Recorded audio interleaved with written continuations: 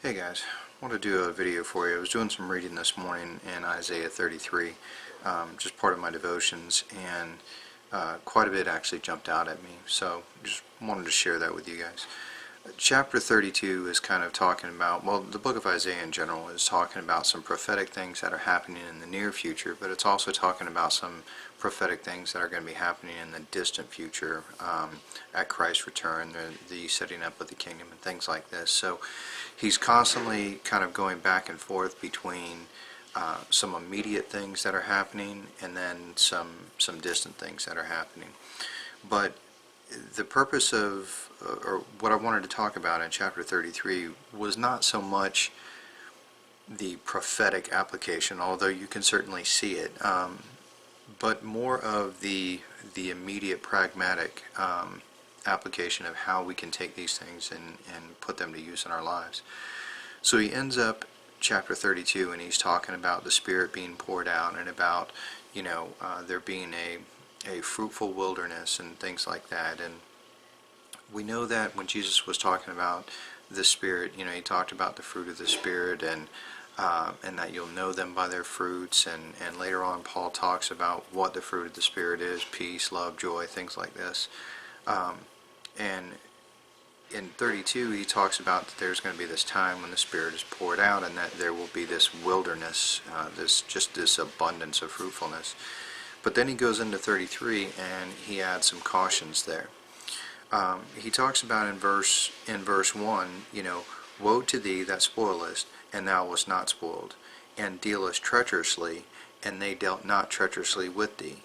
When thou shalt cease to spoil, thou shalt be spoiled, and when thou shalt make an end to deal treacherously, they shall deal treacherously with thee. So he talks about basically kind of a new group of people. He talks about in 32 about this fruitful group of people and how they're going to blossom and grow.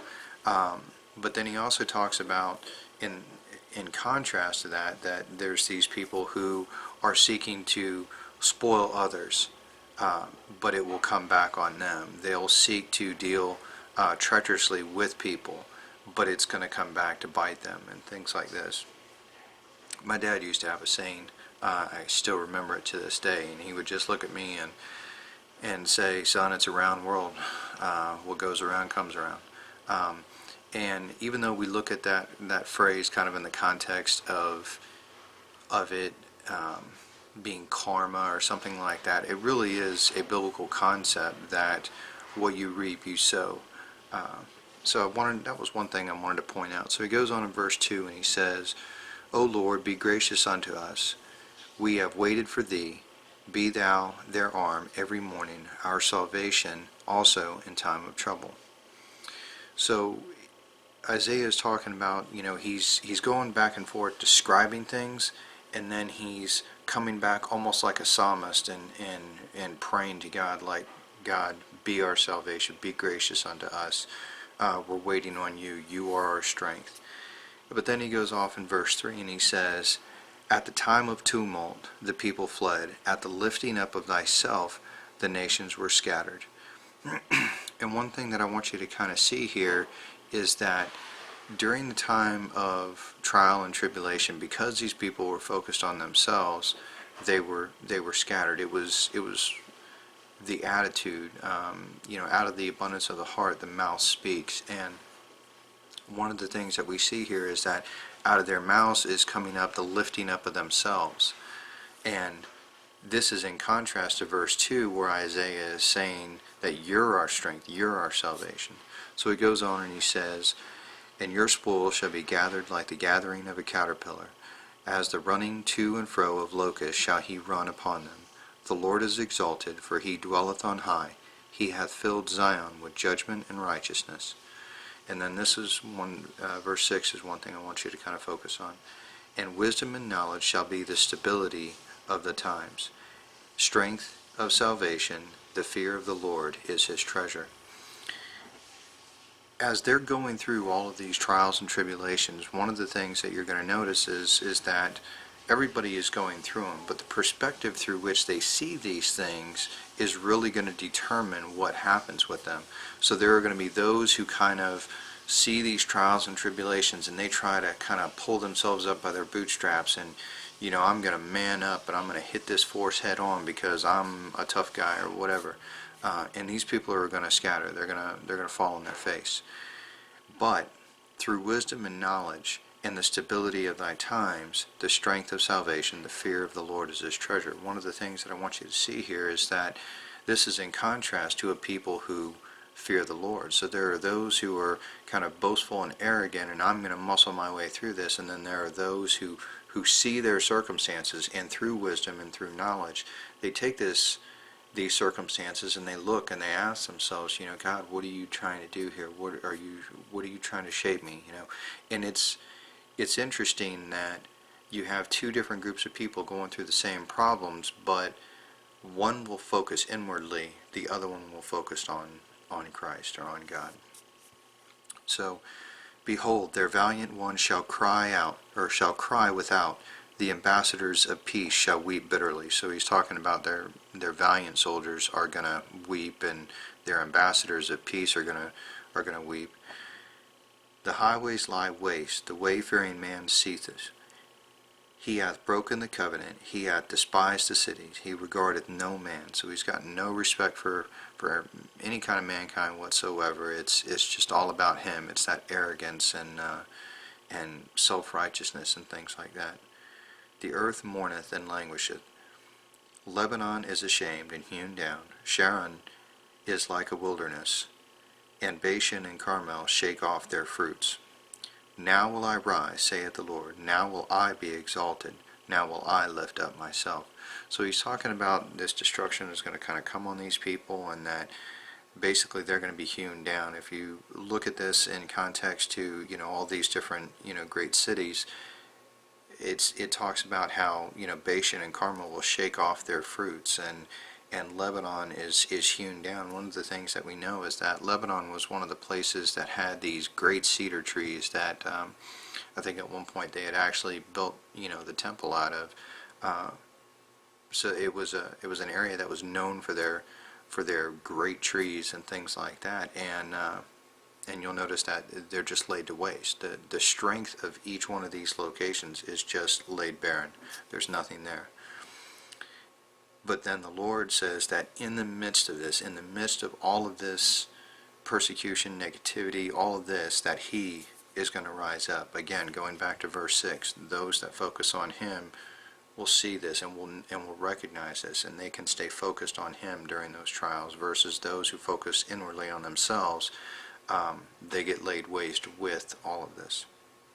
So he goes into verse 11, and he's continuing talking about kind of the tribulation that's coming, and he says, Ye shall conceive chaff, ye shall bring forth stubble, your breath as fire shall devour you. And one thing that I want you to kind of see here is that we know that chaff is basically kind of a sister, so to speak, of wheat, but it doesn't produce any actual wheat grains. It can't do that. So it's basically just a useless weed. And one of the things here that he says is, ye shall conceive chaff. Even your children are going to be fruitless. He said, you're going to shake off your fruit, but even your children after that are going to be fruitless. They're not going to be able to do anything there. But notice what he says here. He says, your breath as fire shall devour you.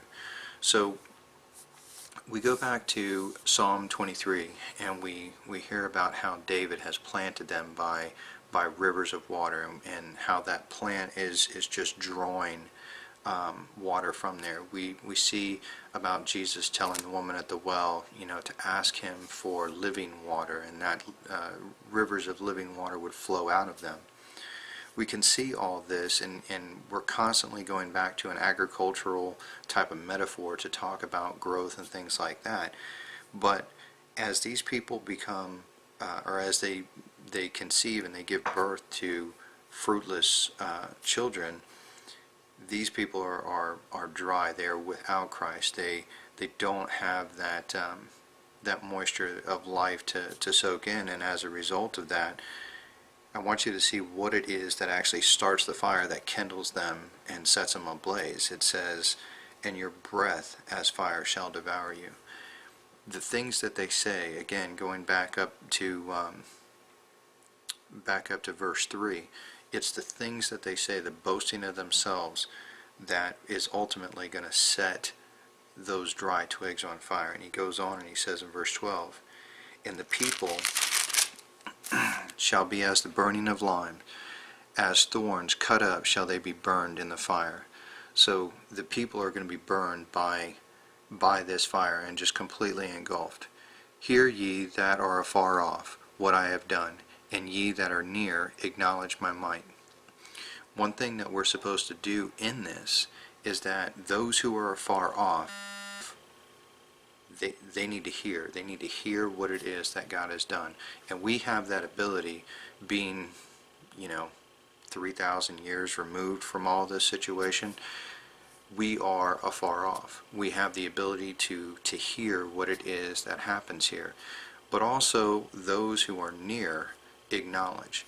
So we have that ability to see these situations happen in our lives. The individuals who are there and who are actually witnessing this type of thing happen, they have the ability to acknowledge that this is God that is doing this. And we have the ability to do the same when we see similar type circumstances in our lives, and we see people that are kind of burned up by their own arrogance, and who deal treacherously, and it comes back on them to bite them, and just all of these things. When we see these types of things, we have that wisdom and knowledge to be able to look on that and to acknowledge that that's God doing that work.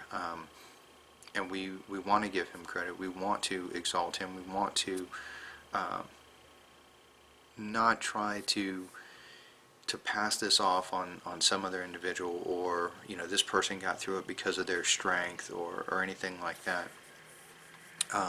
It kind of reminds me of a story. I had a friend who, he had gotten cancer, was extremely bad off, not doing well at all. And basically what ended up happening was, we all gathered around, we prayed for the individual, and sure enough, he came through stage 4 cancer with flying colors, no problem.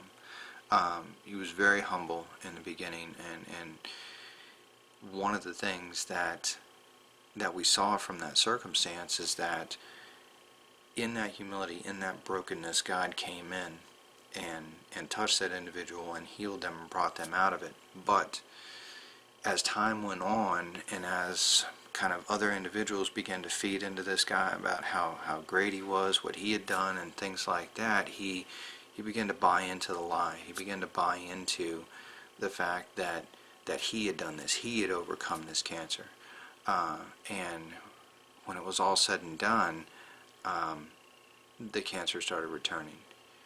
So I want you to kind of understand that it's that boastfulness, it's that lack of humility, it's that lack of acknowledgement that God is trying to use to draw us. He's creating these tribulations and these trials and stuff to draw us to him. And those with wisdom and knowledge, those with understanding, those with that fear of the Lord will be drawn in those times of tribulation and trouble to God. Those who are not, who depend on themselves and depend on their own strength and their own arrogance and their own resolve, those people will be burnt up by the actual words that they have coming out of their mouth. It's almost like saying, I beat this cancer by my strength, and those words are going to be the damning thing that burn you up. So something I wanted to kind of point out there. So he goes on talking about the sinners of Zion are afraid. Fearfulness has surprised the hypocrites. Who among us shall dwell with the devouring fire? Who among us shall dwell with everlasting burning? He that walketh righteously and speaketh uprightly. So he's talking about in the midst of all of these people around us, or even in the context of this time, with all these people just sitting there boastfully and arrogantly talking about their strength. I did this, I overcame this, I fought against these nations coming against Israel, things like this. In the midst of that whole situation, and these people being burned up by the actual words that are coming out of their mouth, he's asking here, who is it among these people that is going to be able to survive? And he says, he that walketh righteously and speaketh uprightly, he that despises the gain of oppression, that shaketh his hands from holding of bribes, that stoppeth his ears from hearing of blood, and that shutteth his eyes from seeing evil.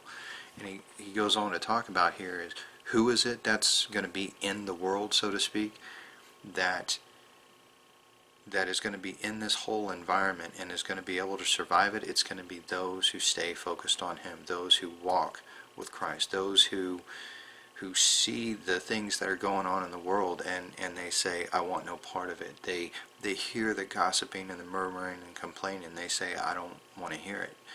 They that are in the world, but who are not of the world. It says, he shall dwell on high, his place of defense shall be munitions of rock. Bread shall be given in him, or shall be given him. His waters shall be sure. So, once again, give us this day our daily bread. Father, protect us and watch over us. These are the types of things that he's talking about here, is that these people will be preserved, that they will be given defense from the things that are coming. Thine eyes shall see the King in his beauty, talking about God. They shall behold the land that is afar off, talking about at the end of time, or at the end of the circumstances. They're looking afar off. They're looking to where God is taking them, where this tribulation, how this tribulation is shaping them, and where God is taking them through it. Thine heart shall meditate terror. Where is the scribe? Where is the receiver? Where is he that counted the towers? Thou shalt not see a fierce people, a people of a deeper speech than thou canst perceive, of stammering of tongue, than thou canst not understand. Look upon Zion, the city of our solemnities. Thine eyes shall see Jerusalem, a quiet habitation, a tabernacle that shall not be taken down. Not one of the stakes thereof shall be removed, neither shall any of the cords thereof be broken. But the glorious Lord will be unto us a place of broad rivers and streams. So where is he finding his strength? He's telling them, look unto Zion. And I think that he, again, is talking about in the near sense as well as the far sense here.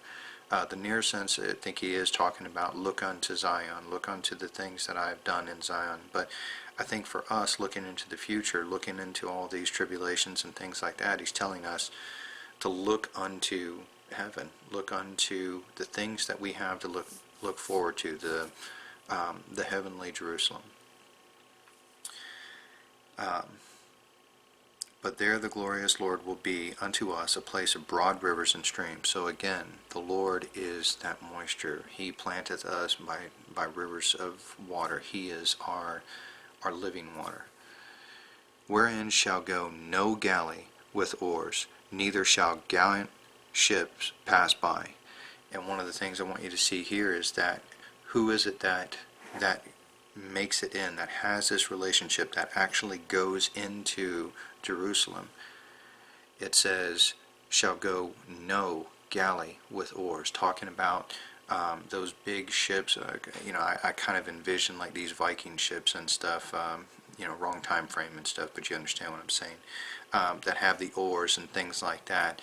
And neither shall gallant ships, talking about big fighting ships. These were ships that were used kind of in the Navy, so to speak, at the time, to transport men to battle and so on and so forth. What he's talking about here is he was saying that no strength, none of our own strength, none of the things that we perceive as strong are going to enter in. They're not even going to pass by. They're not even going to get close. For the Lord is our judge. The Lord is our lawgiver. The Lord is our King. He will save us. And there's a constant theme there that you can probably pick up on. And it's the Lord. He's our everything. We focus on Him. Thy tacklings are loosed. They could not well strengthen their mast. So tackling, talking about the ship's tackling and stuff like that. They could not strengthen their mast. They could not spread the sail. Then is the prey of a great spoil divided. The lame take the prey. So one thing I want you to see here is that basically those who were broken, those who were in this broken ship, they can't even get their sail up. The mast is broken. I mean, they can't even make this ship work. Those who are physically and just emotionally broken, they find no strength in themselves. They find strength only in the Lord. And one of the things that I want you to see here says, then is the prey of great spoil divided. So these people come in completely broken and useless, and that prey is divided among them. And it says the lame take the prey, the broken. And this goes right back to Matthew 5, talking about how those who are poor in spirit, these people will see God and stuff. And you can go through the Beatitudes there and look at each one of those. But one thing I want you to see is that it's always the broken. It's always the dependent on Christ. It's not those who kind of pull themselves up by their bootstrap. It's those who focus on God and stay focused on Him. And even in the midst of the trouble, they stay looking forward, looking ahead to what is to come. And the inhabitant shall not say, I am sick. The people that dwell therein shall be forgiven their iniquity. And that's how the chapter ends. So those people who are lame, they're the ones who are going to end up taking the prey. And that the inhabitants of this kingdom, it says that they won't ever say, I'm not sick, or I'm sick, and that their iniquities, their sins have been forgiven. So a lot of things looking forward to what I believe is probably more accurately talking about the tribulation that is to come, and that there are those who are going to be burned up by their own boastfulness, and those who are going to enter in by staying focused on Christ and separating themselves from the world. And that it's those, he gives some personality traits, that this is the brokenhearted, this is the lame, this is the poor in spirit, this is those who they just physically lack strength in themselves. They find their strength only in God. God is their everything. These are the people who are going to enter in. And although I do believe that this is talking about the Great Tribulation and those who are looking forward to the things that are going to be coming after the Great Tribulation when Christ sets up His kingdom, I also think that there is some pragmatic, real application to us here, because I've seen it time and time again where people will ask for prayer and they come in their sense of brokenness, and then after they're healed, or after they get this job or this new career or whatever, they walk away. After they get what they want, they walk away, and it almost becomes boastful and arrogant. Look what I did, I got this great job, and I did this, and I persevered, and I muscled through it, and I overcame cancer, and I did everything right, and so on and so forth. And just from a present tense application of that, just a pragmatic use, we should be severely on guard, because every one of us has the potential to take pride in themselves and their own accomplishments, and in fact we live in a world that actually encourages such things. But the reality is that's not what we're to take pride in. We're to take pride in the fact that God created these opportunities for us, and that He gave us the strength, the wisdom, and the knowledge to get through it, and that we're to constantly take that and turn that back to God, because anything that we're doing for Him. And if we're not doing it for Him, then it's all vanity and useless anyway, in which case it just needs to be thrown out and it needs to be gotten rid of. So a lot here in this chapter here. I know I went extremely long and went through the entire chapter here, but it was something that really kind of spoke to me, and I didn't want to just keep it within myself. So anyway, you guys, God bless.